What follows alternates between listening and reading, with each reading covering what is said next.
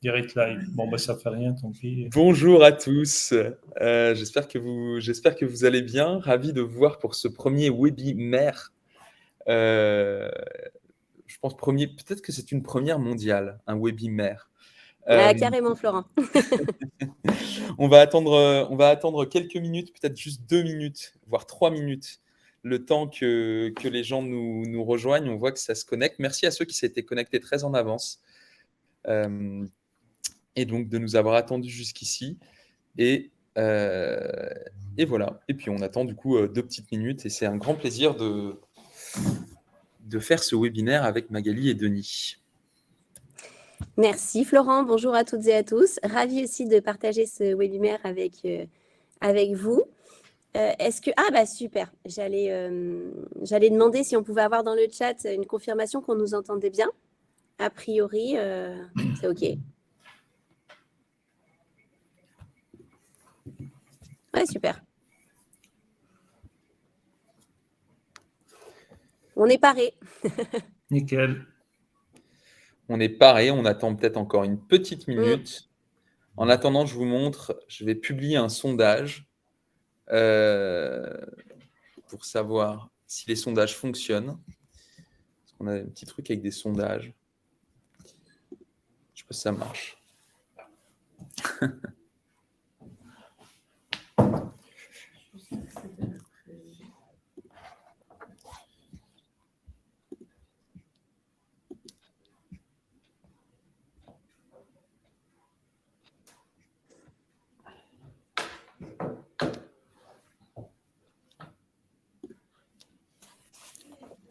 Tu l'as lancé le sondage, Florent ? Je crois. Nous, on n'y a peut-être pas accès, c'est peut-être pour ça. Ah, ok, il ne s'affiche pas. Attends, il y a 13 minutes. Soumettre le vote. Si, en fait, on est obligé de. Tu vois, il faut aller dans pas sondage. automatiquement. Ouais. Je crois que tu peux publier plus violemment, mais comme ce n'est pas un sondage. J'adore ta question. Ah ouais, moi, je suis totalement déprimé par...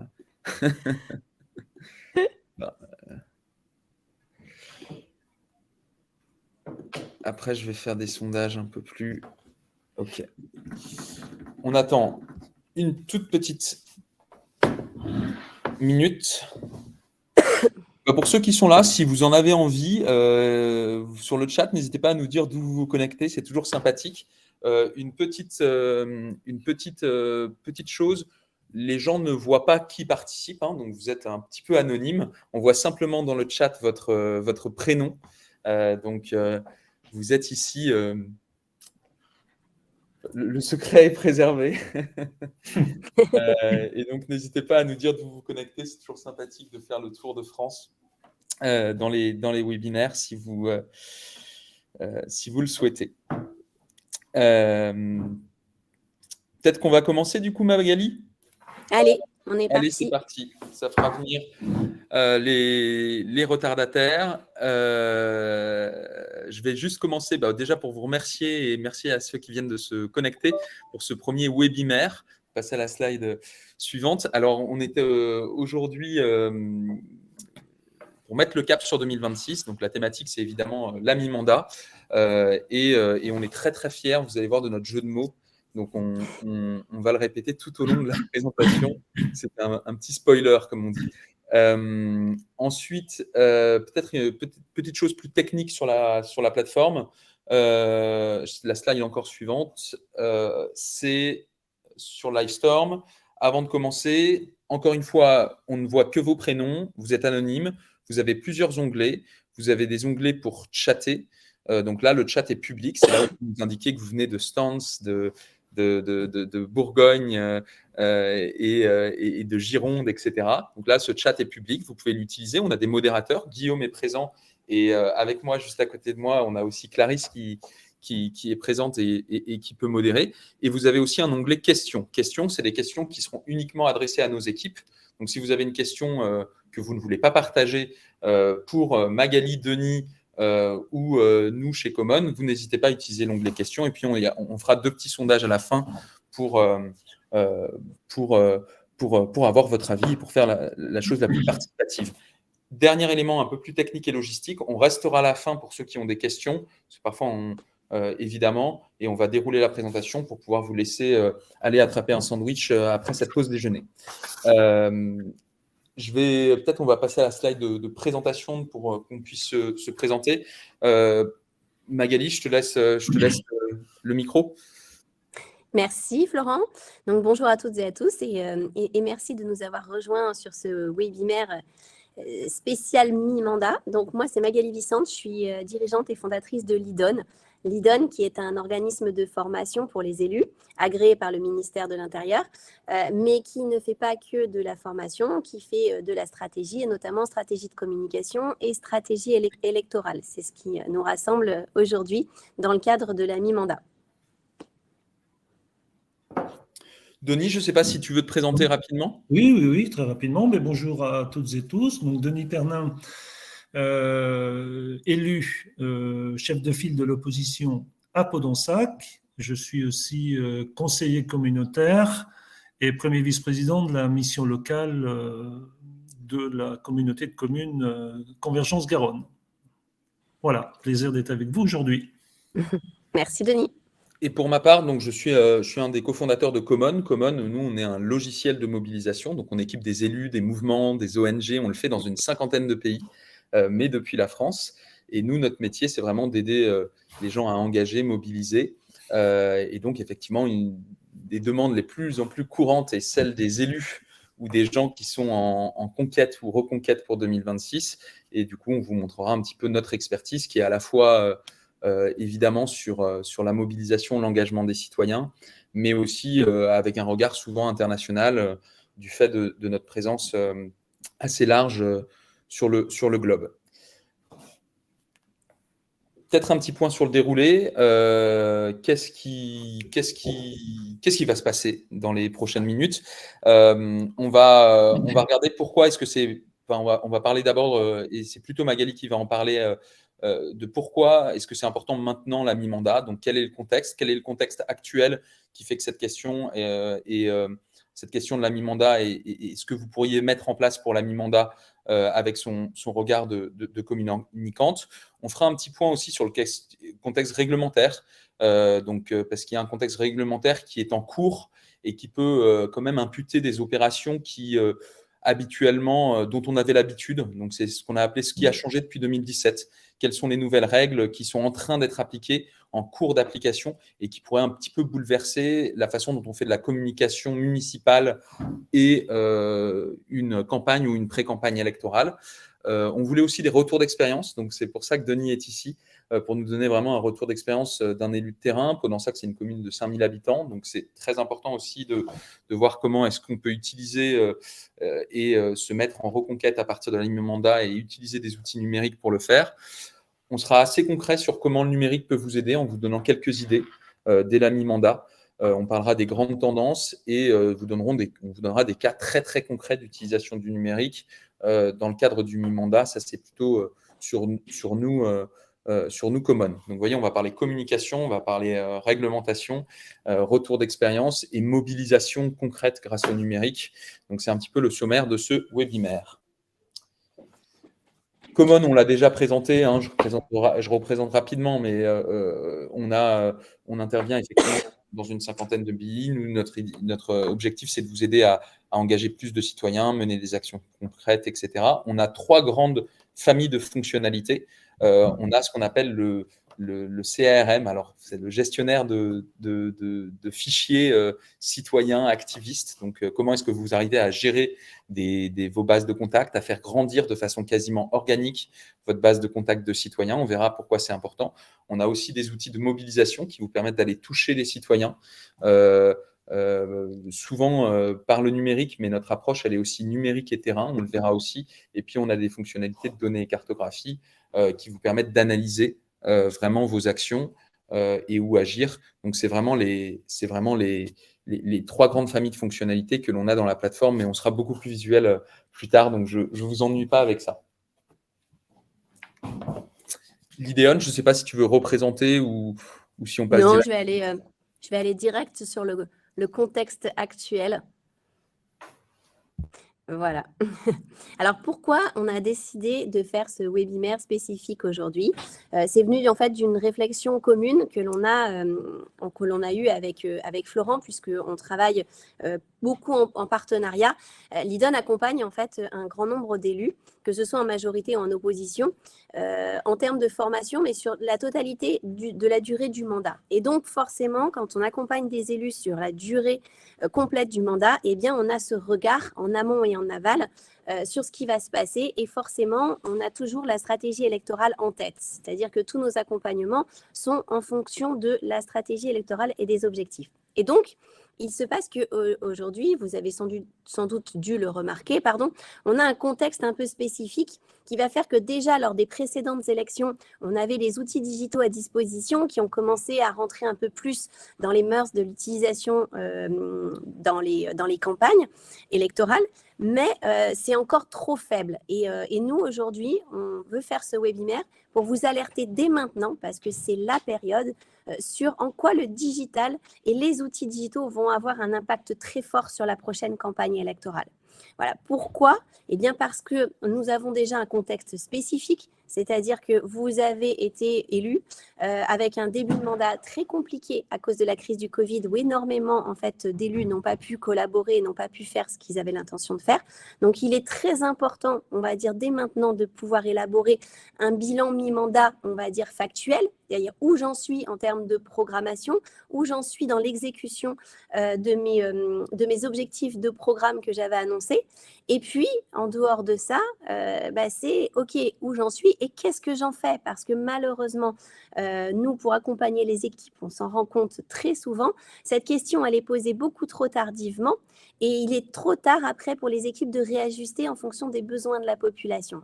Et donc, il ne faut pas oublier qu'un bilan de mi-mandat, c'est un bilan qui permet, OK, de se positionner sur où est-ce que j'en suis dans l'élaboration de mon programme, mais c'est où est-ce que j'en suis dans le lien que j'ai tissé avec mes concitoyens. Et ça, c'est très important et c'est malheureusement la partie qui est très souvent oubliée et c'est pourquoi, en fait, nous sommes là aujourd'hui. De la même façon, il va se passer, vous l'avez vu, entre la crise énergétique qui a nécessité énormément de communication de la part des majorités en place pour justifier les raisons pour lesquelles elles maintenaient ou pas un certain nombre d'illuminations, notamment à Noël, entre la baisse énorme du pouvoir d'achat, on a une insatisfaction et une colère qui monte encore de plus en plus au niveau de la base, au niveau de nos citoyens. Et ça, il va falloir le prendre en compte parce qu'aujourd'hui, au niveau de l'exécution de vos mandats, vous ne pourrez plus continuer à avoir la tête dans le guidon sur uniquement votre programme et donc vos actions.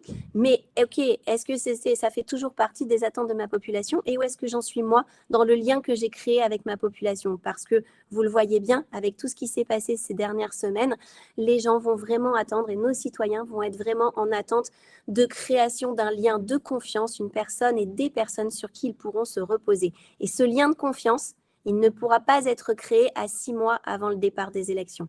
Il va falloir aujourd'hui vous positionner pour savoir où est-ce que vous en êtes dans ce lien de confiance. Et les outils digitaux, malgré tout ce qu'on peut penser, ils vous permettent de créer et de maintenir ce lien de confiance et nous allons voir comment. Super. N'hésitez pas si vous avez encore une fois des questions sur ce contexte et à Magali à les poser dans le chat. On restera encore une fois à la fin. La deuxième chose sur laquelle on voulait vous dire pourquoi est-ce que c'est important maintenant de mettre le cap sur 2026 et pourquoi est-ce que le numérique peut avoir de plus en plus d'importance. On voulait vous faire un point sur 2 éléments du contexte réglementaire qui est en train d'évoluer. Le premier élément, c'est un élément dont on a tous entendu parler et qui est très franco-français pour la peine, c'est l'expérimentation WePub qui court sur 14 métropoles jusqu'en 2025. Donc, c'est une expérimentation qui est menée sur 14 territoires, qui est issue de la loi Climat et Résilience et qui est bien partie pour être généralisée. Ce que ça veut dire concrètement, c'est que la façon dont on va faire de la communication politique, qui était très, très basée sur le print, très basée sur le publipostage, très basée sur ces gazettes que l'on distribuait ou que l'on distribue aux citoyens, etc., et qui s'est finalement assez peu réinventé depuis quelques années, même depuis des dizaines d'années, on va être forcé un petit peu de les réinventer. Parce que toute distribution non adressée sera rendue impossible. Que vous soyez élu, donc que ce soit votre bulletin municipal ou que vous soyez dans l'opposition, vous ne pourrez pas à partir du moment où ce n'est pas adressé. Donc, ce que ça veut dire, c'est qu'effectivement, vous pourrez continuer à envoyer du publipostage et éventuellement des éléments de communication, mais uniquement adressé. Donc, avec l'adresse, c'est là où on se rendra compte que la donnée, l'utilisation éventuellement d'un logiciel pour pouvoir accéder et trier le fichier électoral et faire du publipostage ciblé sera important, mais ça va impacter la façon dont on fait de la communication politique et de la communication électorale. Il y a une inconnue pour l'instant dans cette loi de WePub, c'est la distribution en campagne, qui pour l'instant n'est pas du tout mentionnée. Donc on sait ce qui se passe hors campagne. En revanche, dans la période de campagne, le code électoral n'a pas encore évolué pour dire s'il y avait une exception à ce WePub. Pour rappel, WePub, c'est vraiment je ne peux mettre un prospectus qu'à partir du moment où j'ai un stickers de consentement au prospectus. Donc la bonne nouvelle là-dedans, c'est que vous allez faire des économies en print, que vous pourrez même réinvestir dans le digital. Donc ça, c'est une très, très bonne nouvelle. Mais ça veut dire qu'effectivement, et on le verra un petit peu plus tard dans ce webinaire, il va falloir trouver des façons différentes de toucher les citoyens, où il va falloir continuer, parce que le print a quand même un impact assez fort, de travailler sur des actions qui sont beaucoup plus ciblées, beaucoup plus adressées, et qui vous permettront en fait d'envoyer et de distribuer du contenu moins, mais beaucoup plus qualitatif et beaucoup plus ciblé. Et sur ce point, on le verra un petit peu tout à l'heure, une des façons de le faire, c'est d'utiliser le fichier électoral qui vous permet d'accéder aux adresses, à l'âge, au genre de la personne et à sa localisation. Donc, qui pourrait permettre effectivement, finalement, de faire du publipostage ou du boitage adressé et ciblé. En l'occurrence, c'est quelque chose qui risque de beaucoup transformé. Sachant que l'expérimentation sur ces 14 territoires se termine en 2025 et que du coup, il est question de, dès 2025, l'étendre à l'ensemble du territoire. Donc, on arrivera en plein dans 2026. Ça impacte déjà, et nous, on le voit avec un certain nombre d'élus des communes, parce qu'il y a Bordeaux qui est concerné, il y a en Ardèche, à peu près toute l'Ardèche qui est concernée, etc. etc. Vous avez aussi en Bretagne, je crois autour de Rennes qui est concerné par ça. Donc on voit déjà les changements de comportement où effectivement on est obligé d'inventer de nouvelles façons de faire de la communication politique ou de la pré-campagne que du print. Donc ça, c'est une évolution qu'il faut avoir en tête dans ce contexte de mi-mandat et de préparation de 2026. Une deuxième évolution, c'est une évolution du contexte réglementaire qui nous vient de l'Europe. Et ça peut être un peu impactant et c'est très bien que vous soyez là parce que vous pouvez prendre des actions dès maintenant. Il y a un règlement actuellement en discussion et qui est bien parti pour être voté, qui est relatif à la transparence et au ciblage de la publicité à caractère politique. Donc les grandes lignes sont déjà connues, il sera appliqué a priori dès les élections européennes de 2024. Et donc, il est fort probable qu'il soit étendu ensuite au niveau national. Ce que contient ce règlement, et c'est assez impactant pour ceux qui ont fait beaucoup de campagnes ou qui sont élus aujourd'hui, c'est que la publicité à caractère politique et l'élaboration, le placement, la promotion, la publication et la diffusion d'un message vont être réglementées de façon très concrète. Qu'est-ce que ça veut dire ? Ça veut dire que désormais, nous, on y est habitués en France, mais il y a l'interdiction de la publicité politique en ligne en amont d'une élection. Donc ça, c'est déjà le cas en France. Nous, on est déjà interdit de faire de la publicité en ligne, sauf que là, ils l'étendent au-delà des partis politiques. C'est-à-dire qu'il est interdit aussi pour chaque association, vous savez, les associations d'appel au vote pour faire voter les jeunes, etc., etc., ou parfois certains partis politiques créent des associations à côté, un petit peu à l'image des PAC, ces groupes américains qui font campagne pour le candidat, mais qui ne sont pas le candidat et eux-mêmes. Ces associations aussi autour ne pourront plus faire de publicité politique. Une chose qui va être, en revanche, qui pourrait toucher du coup également la France, c'est l'interdiction des techniques de ciblage sur les données non propriétaires. Ce qui veut dire que toute forme de ciblage ou d'amplification serait désormais interdites en dehors de l'âge, du genre et de la localisation. L'âge, le genre et la localisation, c'est ce que vous avez sur le fichier électoral, que vous pouvez, vous, dès maintenant, si vous envisagez être candidat ou si vous êtes déjà élu, utiliser dans le cadre de votre communication politique. Vous pouvez en faire une demande auprès de la préfecture. Vous avez déjà ces informations.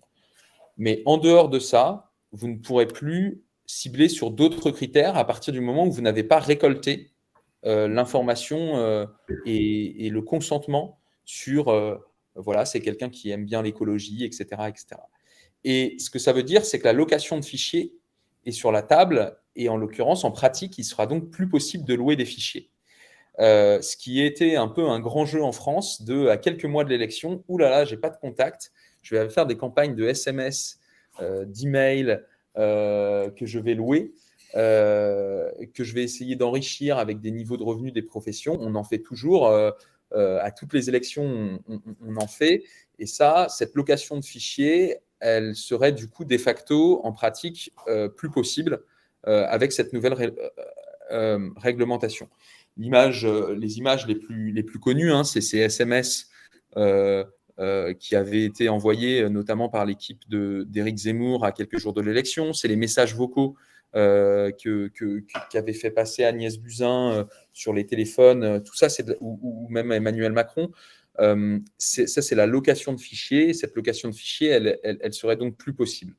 Ce qui est une bonne chose de notre point de vue, parce que ça veut dire qu'on ne pourra communiquer que auprès des gens avec qui on a finalement un consentement explicite en dehors des critères de la liste électorale. Et donc, c'est une prime à ceux qui vont construire leur communauté et leurs fichiers propriétaires. Ce qu'il faut prendre de cette régulation, c'est que le côté, à 3 mois de l'élection, j'ai 0 contact, j'ai pas de fichier. Dans la panique, je vais appeler des sociétés de location de fichiers pour essayer d'envoyer des SMS. Je vais y laisser un rein d'ailleurs, souvent. Et je n'arrive pas à mesurer l'impact. Aujourd'hui, la loi est plutôt floue. Ce sera strictement interdit. Ce qui est bien, c'est que dès maintenant, et on va vous donner des solutions dans la deuxième partie de ce webinaire, vous allez pouvoir, il est de plus en plus important de constituer du coup votre propre fichier. Et on le verra encore une fois juste après. Donc ça, c'est 2 évolutions réglementaires qui impactent beaucoup le contexte et éventuellement la municipale de 2026 et qui appellent à des actions dès maintenant, dès la mi-mandat, pour transformer la façon dont vous allez faire du lien avec les citoyens, essayer de les toucher, et plus seulement par le print, comme on a pu le voir. Et la deuxième chose, effectivement, être dans la préparation et plus seulement dans la réaction, parce que vous aurez un asset absolument incroyable à partir du moment, un atout absolument incroyable à partir du moment où, contrairement aux autres, vous aurez un fichier que vous avez conçu au gré du temps, de gens qui ont participé à des consultations, qui se sont inscrits, que vous avez rencontrés en porte-à-porte, qui ont signé une de vos pétitions locales ou autres, en tout cas que vous avez rencontré lors d'une déambulation. En tout cas, ce fichier-là sera d'autant plus important dans le contexte avec ces régulations en cours. Et je vais du coup repasser la parole à Magali et Denis pour cette fois-ci le témoignage de Denis. Et on voulait vous donner un cas un peu concret et la parole d'un élu avant de vous parler technologie et digital. Ok, je me lance ou je te laisse, Magali? Vas-y, Denis, mais je rebondirai après. Ouais. Bon, écoutez, très simplement, tout d'abord, je voulais vous remercier très chaleureusement pour m'avoir invité à ce témoignage. Alors, effectivement, moi, je suis élu à Podonsac depuis 2014. Je me suis lancé pour la première fois à cette époque-là, en réalisant un score face à un maire qui avait déjà 3 mandats. Premier score, presque 32%. Donc ça a commencé un petit peu à situer les choses. Il faut dire que dans cette commune qui est la première ville du canton, il n'y avait pas de liste d'opposition. Il y a toujours eu traditionnellement qu'une seule liste. Alors c'était une nouveauté dans la ville, mais vous voyez que finalement ça a eu un impact et de réaliser ce score, somme toute, ça nous avait mis, je dirais, de l'espoir pour continuer. Il se trouve qu'en 2020, eh bien, on a reconstitué une liste avec un programme et un ensemble d'actions. Et pour le coup, dans le contexte qui était celui du Covid, bien malheureusement, à 89 voix près, on est passé à côté. C'était une déception qui a duré 2 jours, mais 2 jours passés, quand les journalistes m'ont posé la question, j'aurais dit, écoutez, vous me connaissez, vous savez que je n'abandonne jamais et on va repartir. Et donc, je pense qu'on en reparlera tout à l'heure, et Magali sûrement que tu en parleras, mais on a passé 48 heures à se poser la question, mais 48 heures après, on était déjà en campagne pour 2026. Voilà. Que dire aujourd'hui? Alors déjà, on est organisé autour d'une association qui s'appelle Podonsac Avenir. Podonsac Avenir, on a une 50aine d'adhérents aujourd'hui actifs. On en a à peu près autant en sympathisants et je dirais le nombre monte progressivement de tous bords. Ce qui nous permet d'avoir quelques fonds pour pouvoir financer nos opérations et nos événements, mais aussi de pouvoir financer notre lettre trimestrielle. Donc, c'est une newsletter recto verso, que nous distribuons dans l'ensemble des boîtes aux lettres, à raison à peu près de 1500 exemplaires.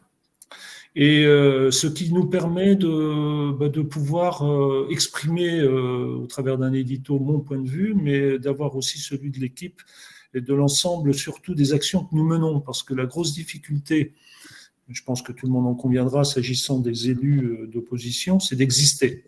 Et c'est de pouvoir faire savoir quelles sont les actions que nous menons, et puis quels sont nos points de vue, ou en tous les cas, quelles seraient nos propositions si tant est que nous soyons en place. Cette affaire de crédibilité, derrière ça, l'idée, c'est sur un mandat, c'est de la tisane, c'est de la diffusion lente, c'est-à-dire que on pense qu'en faisant comme ça, on arrivera en 2026 connu, c'est-à-dire que ce ne sera pas une surprise. Voilà. Est-ce que Denis, oui. Denis, excuse-moi de te couper, est-ce que tu peux nous partager justement les raisons et ce qui a fait, au regard de l'expérience que tu as de tes 2 campagnes précédentes, que d'ores et déjà, quand on avait échangé cet automne, tu te positionnais déjà pour préparer ta campagne en fait? Oui. Alors, ce travail de 2 ans nous a déjà permis de constituer quasiment 90% de la liste de 2026. Bon, ça, c'est un point important. C'était un objectif que j'avais. C'était de dire, bon, allez, 2023, on va arriver mi-mandat, mais mi-mandat, déjà, il faudra qu'on ait constitué quand même notre base. Ce qui est bien aussi, c'est que les principaux acteurs de demain sont déjà là. C'est-à-dire 7 adjoints et 3 ou 4 conseillers municipaux délégués qui, eux-mêmes, ont décidé de s'engager sur des thèmes. C'est pas moi qui les ai forcés, ça veut dire que c'est un engagement global, c'est ce travail de terrain dès le lendemain de l'élection de 2020. Il y a aussi une présence très importante, particulièrement accélérée de mon côté, mais aussi de celles et ceux qui m'entourent, que d'être présent dans l'ensemble des manifestations diverses et variées de la commune. J'ai aussi demandé à mes équipes de pointer, de s'investir dans les associations, alors soit en étant membre ou soit éventuellement en rejoignant les conseils d'administration ou les bureaux. C'est des choses qui sont en train de se mettre en place et on a déjà quelques bons résultats. L'école est un sujet très important dans les communes, petites ou plus grandes, et il se trouve que ma secrétaire de l'association, qui est enseignante d'ailleurs elle à Bordeaux, a intégré le conseil des parents d'élèves. Vous voyez, ça permet comme ça, sur des sujets très forts où la commune n'a rien fait depuis des années, de pouvoir impacter. Voilà. En résumé, pour te répondre, Magali, je principalement, mais je ne veux pas parler de moi, c'est une équipe, on essaye d'être le plus présent possible, simplement, dans l'ensemble des événements, qu'ils soient sportifs, culturels ou autres. J'ai même ressorti mes boules de pétanque pour aller jouer avec ceux qui sont les principaux sympathisants et porteurs de voix du maire en place. Bon, ils ont vu que j'aimais la pétanque et comme je leur ai dit, vous savez, moi à l'époque, avec mon ex-beau-frère, mais en vacances, on allait toujours au camping du coin pour jouer à la pétanque. Donc, ben, je vous rejoins aujourd'hui et j'espère que comme ça, nous connaîtrons un peu différemment. C'est une façon aussi, vous l'avez dit tout à l'heure, de créer des liens de confiance et d'être connu peut-être un peu différemment. Voilà. Mhm. Et au regard justement de ton expérience je suppose que quand tu as sur ta toute première campagne, est-ce que tu étais équipé d'un outil sur la toute première campagne? Oui, mais vraiment à la fin. Oui. Je crois que j'avais fait ça avec Plébiscite, je ne sais plus comment s'appelait le logiciel, là. Previo, Mhm. c'est ça. Bon, il n'avait pas très bien marché, je n'ai pas été satisfait. J'ai découvert Common, là, qui, sur tes conseils d'ailleurs, franchement, est tout autre. Hein, voilà. Oui, on avait effectivement ce système-là. Mais ça nous avait quand même permis, hein, dans les porte-à-porte, d'avoir la petite dizaine de questions qui va bien. Mais le problème, c'était l'exploitation derrière qui n'était pas centralisée. Donc, bon, à part avoir récolté des adresses, qui sont toutes pas mal, on n'avait pas forcément synthétisé suffisamment fortement, je dirais, les avis Mhm. de la population. Chose Je posais cette question parce que justement, c'est un sujet et c'est un argument clé, c'est-à-dire que comme le rappelait Florent tout à l'heure, malheureusement, on est sollicité trop tardivement, que ce soit en termes d'accompagnement sur la communication ou d'accompagnement en termes d'outils digitaux pour nous aider pour les campagnes électorales. C'est trop tardif. Et résultat, les gens derrière sont souvent déçus en disant « Ouais, j'ai pris l'outil 3 mois avant et au final, ça ne m'a pas apporté grand-chose ». C'est pour ça que nous commençons dès maintenant à alerter et c'est pour ça que nous souhaitons vraiment lancer tous ces accompagnements, qu'ils soient en termes de communication écrite ou orale, mais aussi en termes de communication digitale, parce que c'est fondamental et créer du lien et créer de la confiance, ça prend du temps. Être sur le terrain, comme tu le dis, Denis, ça prend beaucoup de temps. Et aujourd'hui, avec la défiance qu'il y a envers le politique à la base sur le terrain, les gens ont besoin de voir les élus, ont besoin de voir des gens qui leur ressemblent, ont besoin de voir des gens qui partagent et sont en capacité de partager ce qu'ils ressentent avec de l'empathie, une forte capacité d'écoute. Et donc, en retour, ils ont aussi besoin d'avoir quelqu'un qui est en capacité de bien communiquer. Et aujourd'hui, tout ça, ça ne peut pas se faire sans le digital à quelque niveau que ce soit. Ah oui, complètement. Et puis, moi, j'y vois un avantage, effectivement, déjà aujourd'hui. Hein, hier, j'ai eu un contact avec Charles. Hein, donc, dès le soir même, j'ai passé un message à l'ensemble de l'équipe. Hein, et je vois qu'aujourd'hui, j'ai fait un petit contrôle ce matin, mais ils ont quasiment tous chargé l'application pour pouvoir déjà interagir, ne serait-ce que déjà avec l'enrichissement des contacts. Ce qui va nous permettre déjà pour répondre à ce que vient de dire Florent, hein, mais ces changements que je découvre, hein, je dirais au niveau des lois, des législateurs qui vont nous imposer. Mais en même temps, c'est sûr que ça nous permet d'être efficace et de cibler tout de suite, quoi.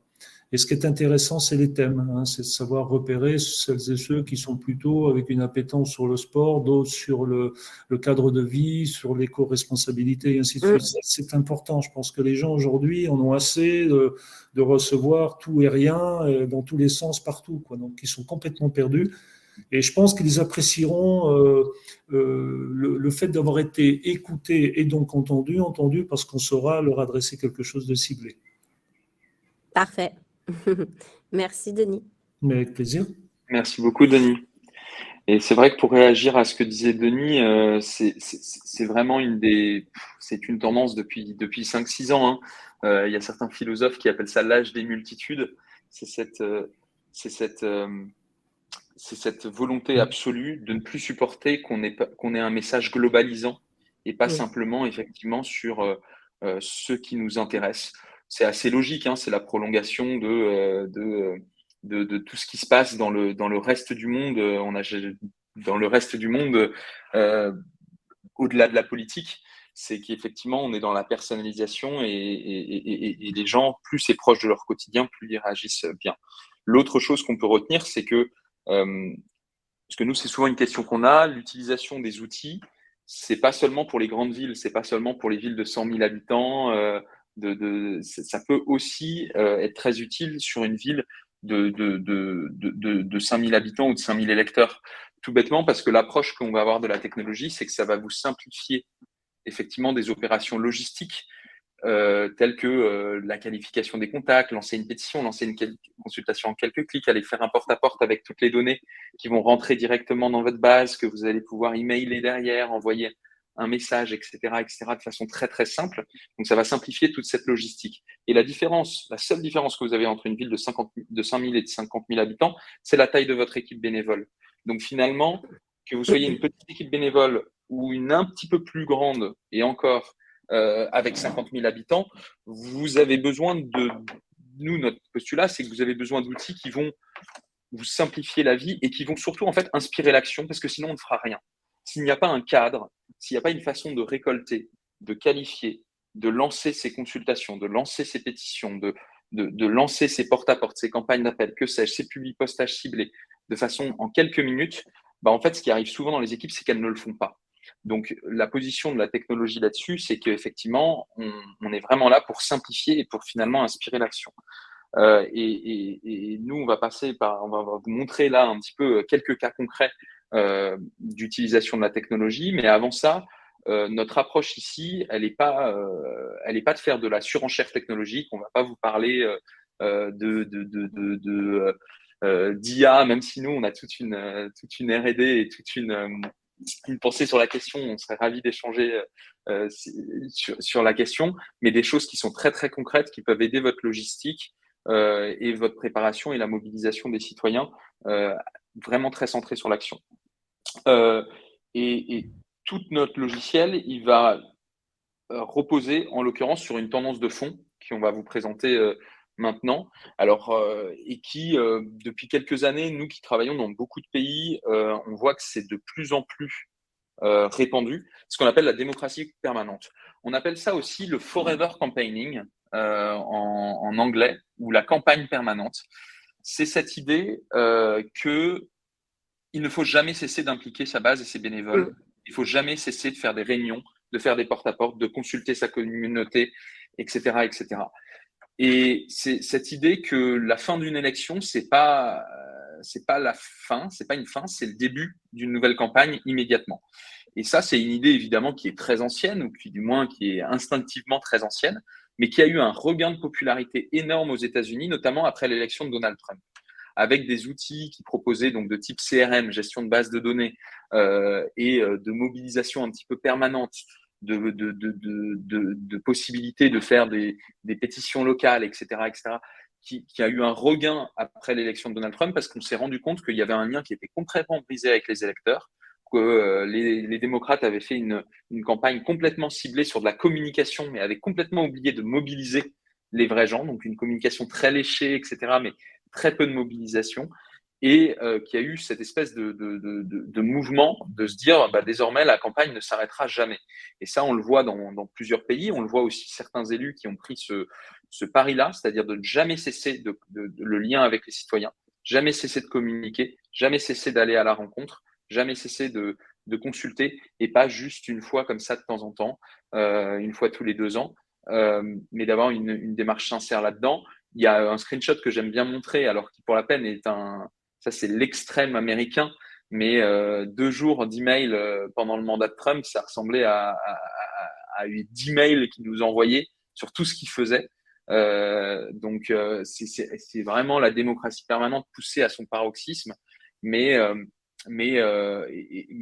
dans du trop communication. Mais l'idée est là, c'est qu'il ne faut jamais cesser d'impliquer et de jamais cesser de communiquer. Même si évidemment, vous allez le faire différemment à 3 ans d'une élection qu'à 6 mois d'une élection, parce que vous allez de plus en plus déjà avoir plus de moyens à quelques mois de l'élection, et en plus vous allez avoir plus de moyens, y compris humains et pas que financiers, mais humains, qui vont faire que votre campagne elle va aller crescendo. Mais le lien ne cesse jamais, que vous soyez élu ou dans l'opposition. Et cette importance de partir tôt, on la calcule souvent. C'est une forme d'effet cumulé, et nous on aime bien la calculer chez Common, en disant que là il reste environ 1137 jours avant les élections municipales de 2026. Donc si vous rencontrez et que vous qualifiez ne serait-ce que 2 contacts par jour, eh bien ça veut dire que vous partirez déjà avec 2274 contacts très très qualifiés. Denis l'a dit, il a perdu à 84 voix. Donc, on gagne et on perd souvent à quelques voix. Notre équipe data avait fait une analyse, je crois que c'était 160 circonscriptions qui perdaient, enfin, qui auraient pu basculer à 200 voix. Non, pardon, excusez-moi. C'était 86 circonscriptions qui auraient pu basculer à moins de 200 voix. Donc, on voit à quel point chaque voix est importante. Nous, aux dernières élections municipales, on a des candidats, commencés par Bordeaux, qui ont gagné à quelques centaines de voix. Parfois quelques dizaines sur les élections législatives. Donc chaque voix compte et on voit que cet effet cumulé, si vous commencez, comme l'a fait Denis, à outiller vos élus, à leur dire à chaque fois qu'on rencontre quelqu'un, on l'intègre grâce à l'application mobile très facilement pour qu'il puisse être tenu informé, qu'on a un niveau de soutien, etc. Ça permet de générer de façon très organique un fichier et finalement avec pas grand-chose. Il y a un autre exemple, et c'est le screenshot de la conversation que j'avais avec Pour la Peine, c'est un parti en Roumanie. Là-bas, ils n'ont pas de fichier électoral, donc ils commencent complètement à zéro. Ils ont lancé, il y a maintenant 18 mois, cette idée que leurs élus devaient faire 2 campagnes de porte-à-porte dans le mois, obligatoirement. Donc 2 samedis du mois, les élus vont faire du porte-à-porte à la rencontre des citoyens. Il est parti, il avait 0 contact en base, c'est un parti très récent et qui en plus s'est divisé en 2 après il y a 2 ans, donc est reparti avec 0 contact et aujourd'hui ils ont plus de 50 000 contacts uniquement générés par ce travail de terrain parce que c'est l'effet cumulé. Tous les élus du parti qui s'astreignent avec ces objectifs de faire 2 campagnes de porte-à-porte par mois. Ça, c'est vraiment un exemple de forever campaigning ou de démocratie permanente. On ne cesse jamais le lien. Maintenant, comment le numérique peut vous aider à préparer 2026 et finalement comment le numérique peut vous aider à faire de la démocratie permanente. On va vous donner 4 cas d'usage pour mettre le cap sur 2026 en utilisant Common. Donc, on va être assez concret.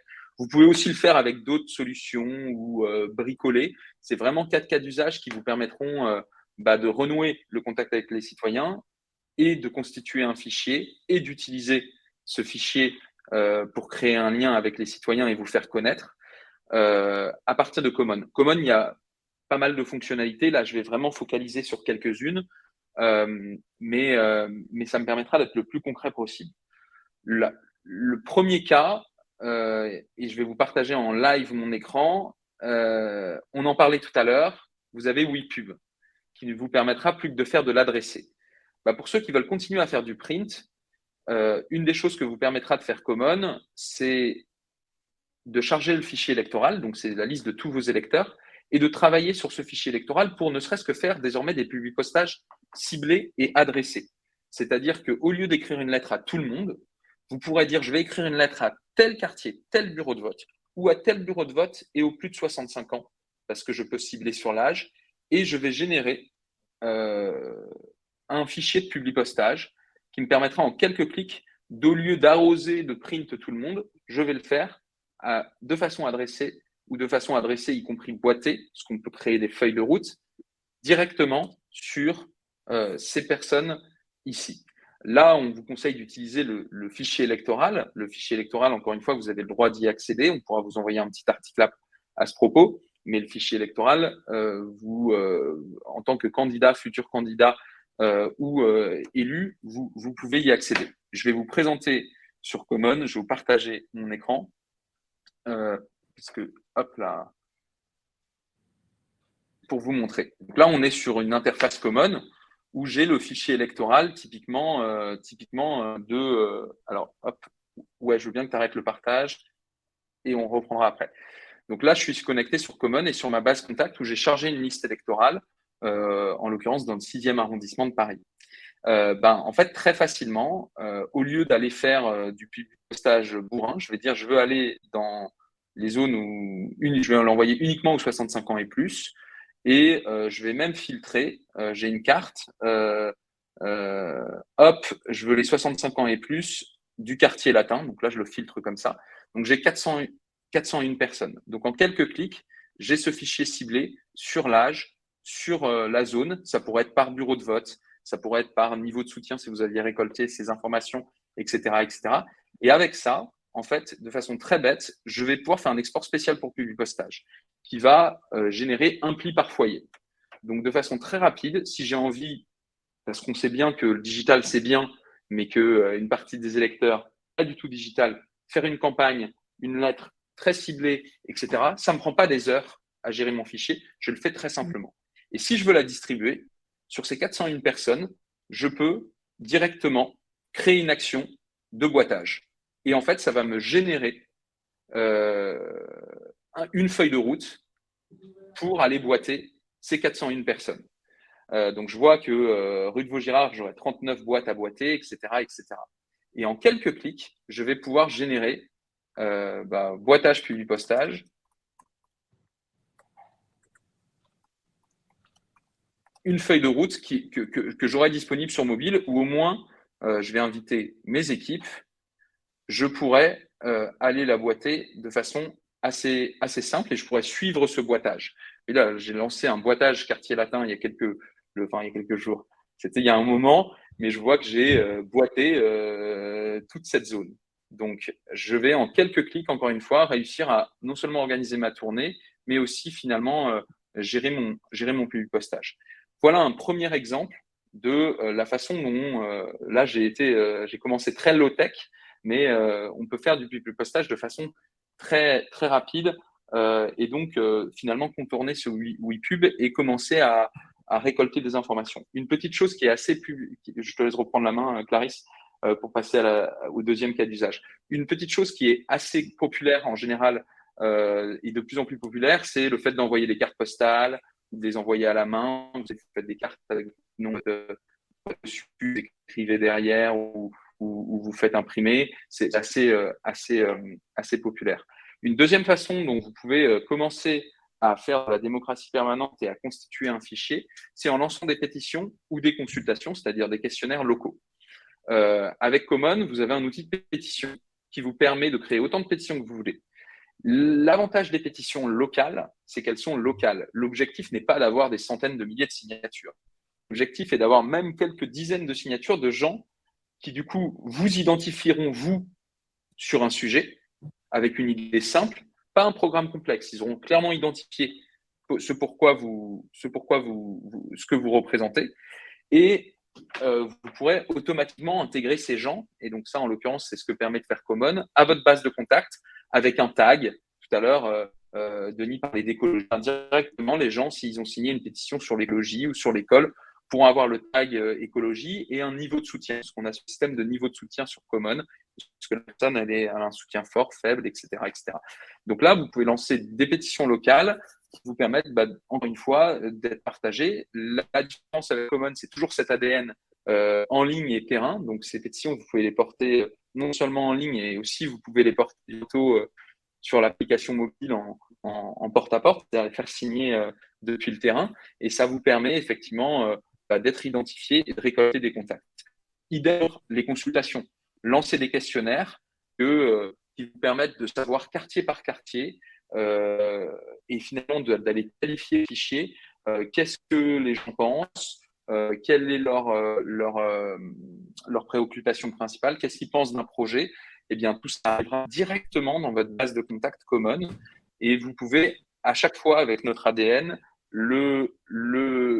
faire porter les questionnaires en porte ou simplement dans la rue grâce à l'application mobile et en ligne en les partageant là où les gens se trouvent. Donc, ça peut être sur WhatsApp, ça peut être sur votre site internet, peu importe, ça peut être sur vos réseaux sociaux, mais toujours cette double approche. Et ça vous permet effectivement de faire vivre un peu la démocratie très locale et de finalement aussi constituer une communauté, une base de contact. Je vais vous donner un exemple avec une pétition de façon très simple. Vous pouvez créer une pétition. Voilà, je vais créer ma pétition. J'ai aucune imagination.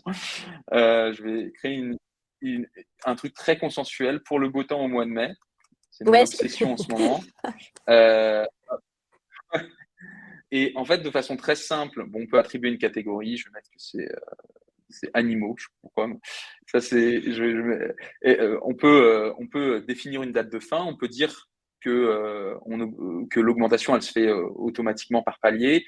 Et on peut automatiquement taguer. Donc, tous les gens qui répondront à ça, je les intégrerai à ma base de données comme intéressés à l'écologie et comme des gens qui sont plutôt convaincus comme niveau de soutien. Donc, je les qualifierai directement dans ma base de données. Et là, je peux créer ma pétition. Donc, mettre mon texte, personnaliser mes champs, ajouter des mentions légales, parce qu'il y a du privacy by design sur Common, et ajouter une photo de couverture.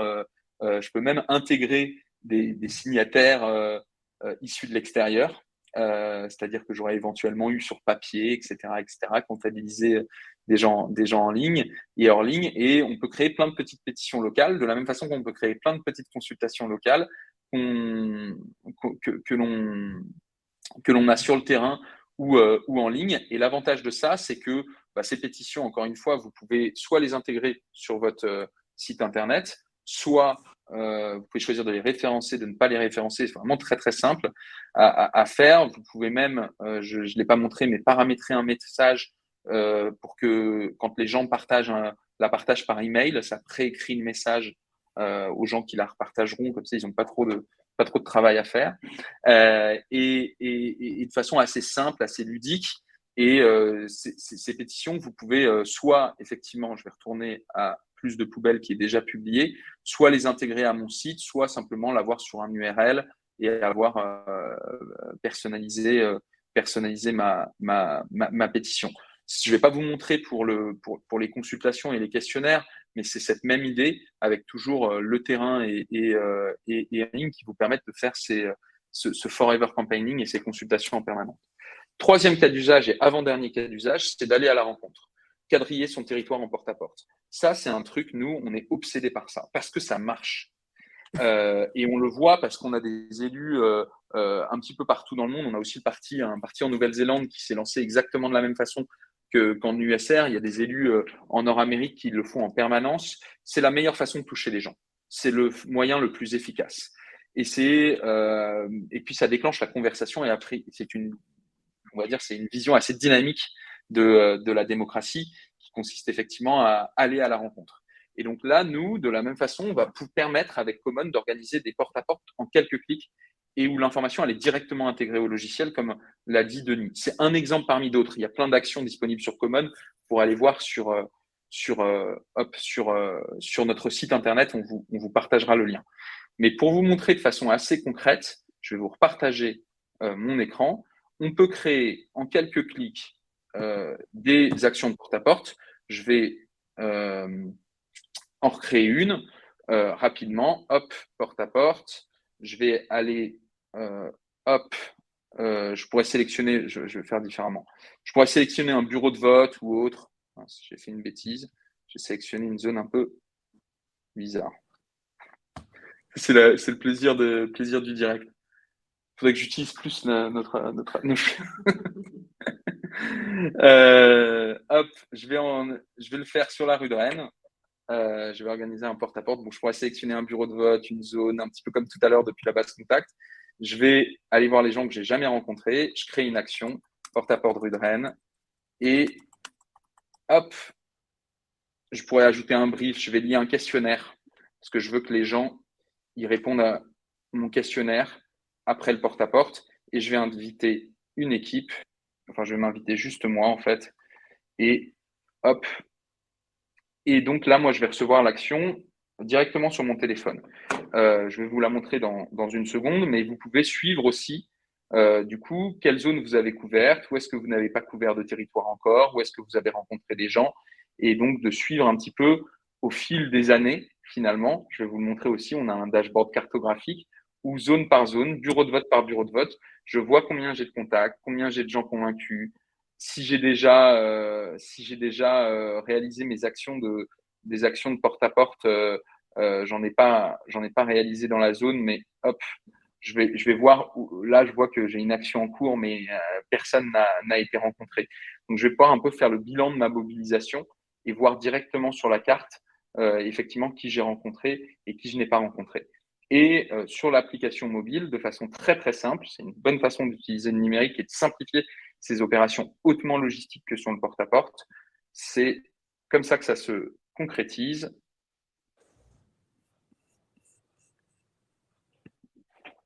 C'est les joies du direct, c'est mon truc, c'est mon QuickTime, c'est déconnecté. Hop, je vous repartage ça dans une seconde.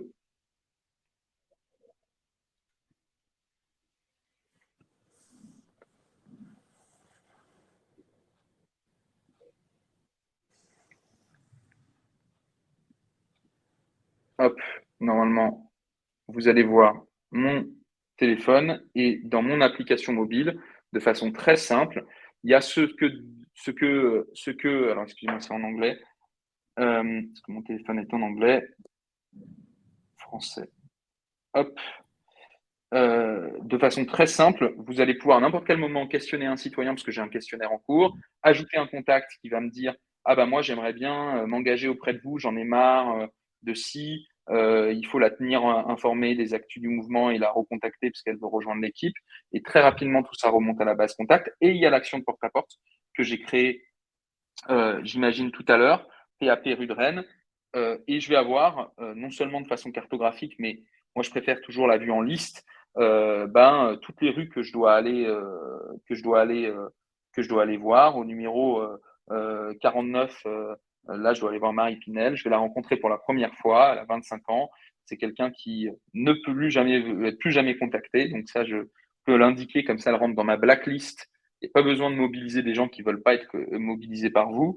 Là, j'avais mis un questionnaire. Je ne sais pas si vous vous en souvenez. Donc j'ai un questionnaire. Qu'est-ce qui vous intéresse le plus? Et toutes ces informations vont remonter automatiquement au niveau de la base de contact et créer une sorte de cercle vertueux, comme l'expliquait Denis. Donc ça, c'est une bonne façon, finalement, aussi de faire de la démocratie permanente, d'aller à la rencontre et de lier cette approche digitale et terrain, parce qu'on le sait que dans nos communes, on est encore un petit peu loin de la twittosphère qui d'ailleurs descend et des fake news faites par l'IA, générées par IA et des deepfakes. Le dernier cas d'usage qu'on voulait vous présenter, c'est que ça vous permet tout ça en fait de constituer votre base, votre communauté, de la qualifier et de l'informer régulièrement. Parce que toutes ces informations, que ce soit des petites consultations, que ce soit des formulaires d'inscription à un événement, que ce soit des pétitions, que ce soit des rencontres sur le terrain, et ce réflexe de dire vous voulez rejoindre le mouvement, je vais vous tenir informé, je vais vous rappeler, etc., etc. Toute cette chose-là vous permet de constituer une base, de qualifier parfois votre fichier électoral. Et sur Common, effectivement, vous avez cette espèce de grande centre névralgique qui est votre base de contact, où tous les contacts sont localisés. Donc, je peux très bien effectivement décider, comme dans l'exemple que je mettais tout à l'heure, je veux dans ce bureau de vote, dans cette zone de Paris 6e, j'ai peut-être très très peu de contacts, mais je veux envoyer un mail aux gens dont j'ai le contact ici ou envoyer un SMS. J'ai pas assez de solde ici, mais envoyer un SMS en quelques clics de façon très localisée et très ciblée, et ça me prend pas 3 jours à gérer mon fichier. Mon fichier est centralisé, je peux aller effectivement filtrer, je veux tous les gens dont j'ai l'email et qui ont le tag abstentionniste. Ah mince, je partage pas. Ok, nul. Déjà, on est à la bourre. Excusez-moi, je n'ai pas partagé mon écran. Donc, je vous montrais, je reprends. Vous avez ce centre névralgique qui est effectivement la base de contact. Vous allez pouvoir non seulement effectivement retrouver tous les contacts générés par formulaire, par questionnaire, par pétition, par votre travail de terrain, et que vous allez pouvoir finalement réutiliser. Si je veux effectivement tous les gens dont j'ai l'email et qui ont le tag écologie, bon là il y en a 0, avec le tag abstentionniste, effectivement, je vais pouvoir envoyer un email directement à ces personnes-là ou envoyer un SMS directement à ces personnes-là de façon très rapide, sans prendre des jours et des jours. Je vais pouvoir même le faire de façon géographique, envoyer des informations uniquement à la mairie d'arrondissement parce que je vais dans cette zone, parce que ça concerne cette zone. Je ne vais pas forcément envoyer beaucoup d'emails, mais je vais envoyer ou beaucoup de SMS, mais je vais en envoyer un très ciblé sur cette zone parce que ça va concerner cette localité. C'est quelque chose qu'on peut faire du coup de façon très rapide sur les contacts qu'on a dans la zone en filtrant avec la base de données common. Et donc cette liste, elle va grandir. Vous pouvez même qualifier les contacts au fur et à mesure, rajouter des notes, rajouter des interactions, consigner des appels, des rencontres, etc., etc. Toute cette information de façon…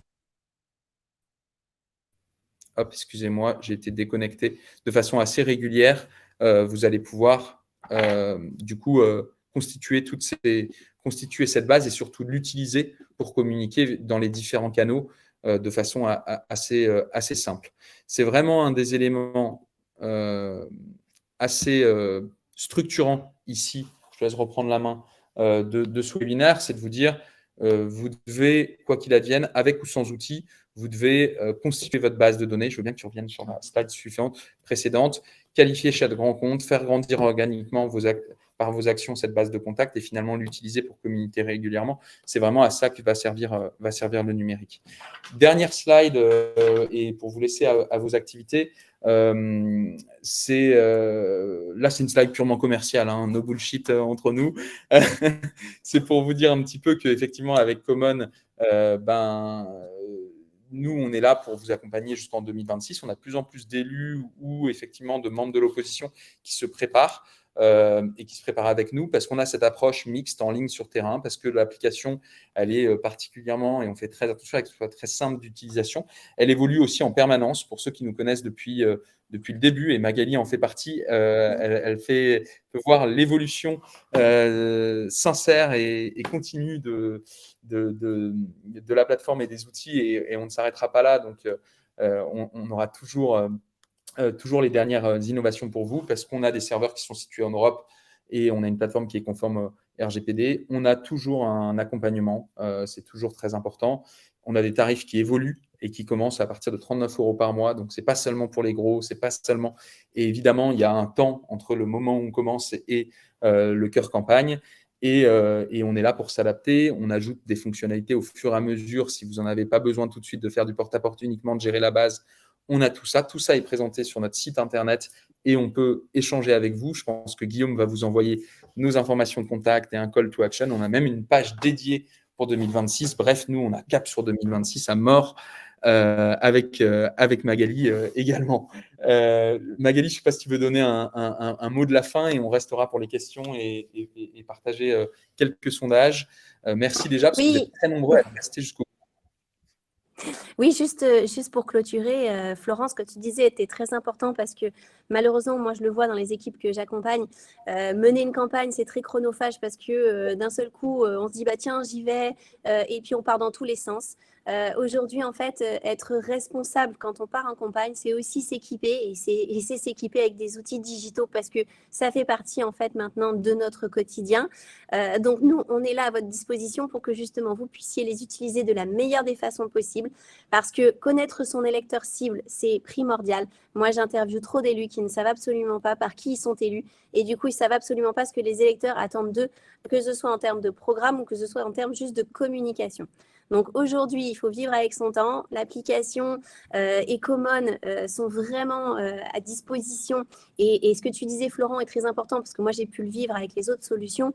Pourquoi aujourd'hui, voilà, moi, j'ai choisi Common, c'est parce que vous avez toute cette équipe derrière qui permet de systématiquement faire évoluer en fait à la fois l'application et le logiciel en fonction des besoins et qu'il y en a trop d'autres solutions qui malheureusement, soit les solutions ne leur appartiennent pas et du coup ils ne peuvent pas faire ce job-là, soit ils n'ont pas les équipes pour pouvoir le faire. Or, ça évolue très vite, la technologie évolue vite, vous voyez, le contexte social évolue vite et il faut en fait être très rapide pour pouvoir se mettre au goût du jour et faire en sorte d'adapter la démocratie permanente au quotidien. En tout cas, merci à toutes et à tous d'avoir participé et j'espère qu'on aura répondu à pas mal de questions et j'espère qu'on aura aussi d'autres occasions de pouvoir en discuter avec vous plus en profondeur. Merci infiniment en tout cas à tous. Même un petit dernier mot en réaction à ce que disait Magali. On voit trop souvent, il ne faut pas délier la communication et la mobilisation ou la communication et le numérique. C'est-à-dire que ça doit faire partie d'une stratégie. Et donc, effectivement, être accompagné sur se dire, ne pas tout faire en même temps, faire les choses de façon stratégique. C'est un plan et se faire accompagner effectivement sur comment élaborer ce plan, sachant que vous avez le temps si vous commencez maintenant, ne vous dites pas que vous avez le temps, donc vous commencez dans 2 ans. Vous avez le temps, si vous commencez maintenant, à établir ce plan. Et la technologie vient juste au service de ce plan pour simplifier et amplifier, mais rien d'autre. Mais c'est trop important, effectivement, de partir avec une stratégie et un plan. On vous a mis 2 sondages pour savoir si ça vous a été utile ou pas. Si vous voulez être recontacté par nous, et si vous voulez, si vous voulez nous contacter également, on va vous mettre la dernière slide avec toutes nos informations de contact, nos sites internet. Vous n'hésitez pas, en tout cas, et on va rester quelques minutes si jamais vous avez des questions. Et moi d'abord, je voudrais vous remercier à nouveau pour l'ensemble de vos conseils, et de ce contact très intéressant qui permet de synthétiser. J'en connais déjà un petit peu, mais Florent, là, tu es rentré vraiment dans le détail sur un certain nombre de points hyper importants. Moi, comme je dis à mes équipes en ce moment, je dis, vous savez, quand on ne sait pas où on va, on est toujours sûr d'arriver ailleurs. Donc, avec ce qu'on est en train de mettre en place, je pense qu'on va cibler. Et comme tu l'as dit, Magali, il faut qu'on aille chercher déjà de manière confortable aujourd'hui, d'ici la fin de l'année, les 200 votes de confort. Voilà. Puisque nous menons des actions de terrain qu'on ne va pas lâcher, mais c'est vrai qu'il faut une véritable stratégie. Et je pense que la présence terrain, plus, je dirais, quelque chose d'extrêmement pro sur la partie, réseau et organisation autour, là, avec ça, normalement, voilà, on se donne toutes les chances pour faire basculer. Enfin, en tous les cas, on ne pourrait pas regretter, je dirais, une nouvelle déception, puisqu'on sait qu'on aura mis le paquet, mais moi, je suis persuadé qu'on va y arriver. Merci, en tous les cas. Merci, Denis. Et Magali, merci vers toi pour organiser un contact de manière à pouvoir traiter notre engagement. Voilà. Avec plaisir. On a des questions, Florent ? Alors, on n'a pas de questions, ou pas de questions qui n'ont pas été répondues, auxquelles on n'a pas répondu. Et on a des réponses à des sondages, donc des gens qui souhaitent être recontactés par nous. Et 100% des gens ont trouvé ce webinaire utile. Donc ça, c'est intéressant. Les gens, et 100% des gens ont aussi un temps pourri chez eux. Et effectivement, on a quelques personnes qui ont demandé via le sondage à être recontactées par nous. Donc, on pourra vous recontacter. Et quoi qu'il advienne, n'hésitez pas, vous avez nos informations de contact directement dans le chat. Il y avait des questions privées auxquelles Charles a répondu et qui étaient surtout sur des éléments de langage de ma part qui n'étaient pas forcément très clairs. Et voilà, écoutez, il ne nous reste plus qu'à vous remercier à tous d'avoir participé à ce webinaire, là, une première mondiale, encore une fois, d'avoir un webinaire. Et puis à très bientôt. Encore une fois, on reste disponible si vous avez des questions. Vous avez nos informations de contact. Et puis on va terminer l'événement right now. Maintenant. Yes. Bonne journée à tous. Merci à vous. Bonne journée. À bientôt. Merci.